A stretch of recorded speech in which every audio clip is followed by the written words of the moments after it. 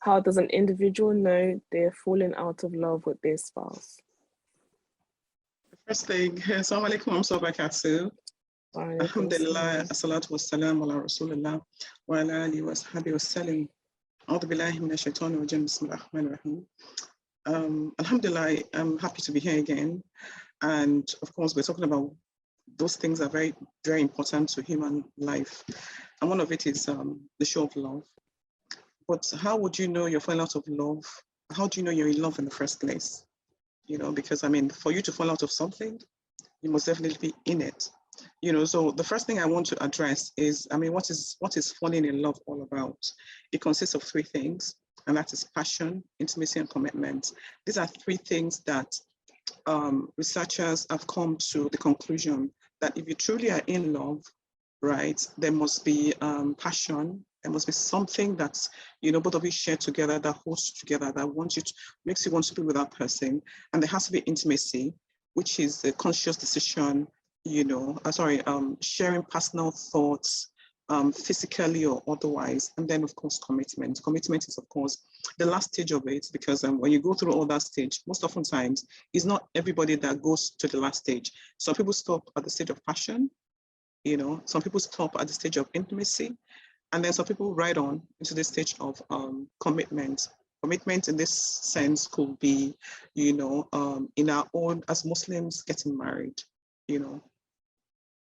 But again, let me just say as well that some people just fly, they fly by and go straight to commitment, right? There are no hard and fast rules as to how these stages are going to fly. You know, in Islam, we have said there's no courtship. So it means that you see the person, right? There could be passion, a spark of it, but it is not in any way demonstrated. So it means that you go straight to commitment and then start from passion all over again into intimacy, right? Now, how do we know that we are in love? I've told you, I mean, these are the things you have to look out for. How do you feel around the person? You know, how does the person make you feel? The person naturally will be, you know, almost like the person can't do any wrong in your face. Do you understand? These are some of the things that, you know, that's come up, that people have come up with.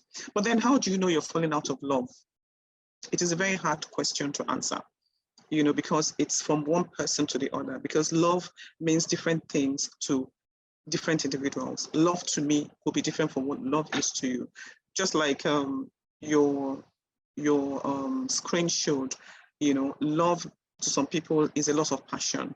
Love to some people is just support. I just want you to be there when I need you. Love to some people is a lot of kindness. And in all honesty, this is love, right? When all these things start missing, little by little, right? Or perhaps you don't see them anymore. They could be there, but you just don't see them anymore. You know, it means that you may be falling out of love. Sometimes the things that you could forgive, let me not use the word forgive, overlook, you know, before. For instance, you married a man that is slightly obese, you know, and it was just fine at that point in time. And 1-2 years into the marriage is not, is getting bigger, and you're thinking, God, what am I doing, this fat guy? You know, it means that something is going on, right? And this thing needs to be addressed. Another thing, of course, intimacy. If the amount of intimacy starts dwindling, you know, it could mean a lot of things. It could mean that you're dispassionate, you know, towards each other, and so on and so on. And then sometimes, you know, your spouse touches you and you're thinking, God, what's this? Please don't touch me. I don't think I'm in that kind of frame of mind now. You know, these are little things. They don't come in a rush most often times. They come in bits and pieces until it becomes something that cannot be handled again, and people call it falling out of love. Thank you. Is there like a line of distinction? Is there a point where you start to notice these things? I know you say it doesn't come quickly at once, but is there a way that we can pay more attention to notice these things and when we're with our spouses? So oftentimes, it's not that we do not notice. Most oftentimes, we push them aside. We disregard them, you know, because we do not want to believe that this is happening. Right, and that's number one. Number two is that if you do not believe it's happening, you cannot address the issue.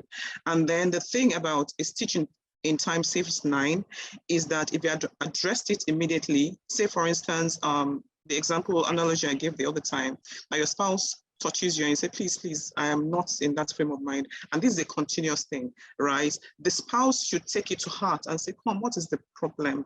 What's the matter? Instead of him begrudging it and saying, well, let me just leave it to it. You know, it makes the separation or the falling out of love very easy. Do you understand? So noticing it is something that you have to be very observant. Not just one person, the two people have to be observant, and you must not push it aside.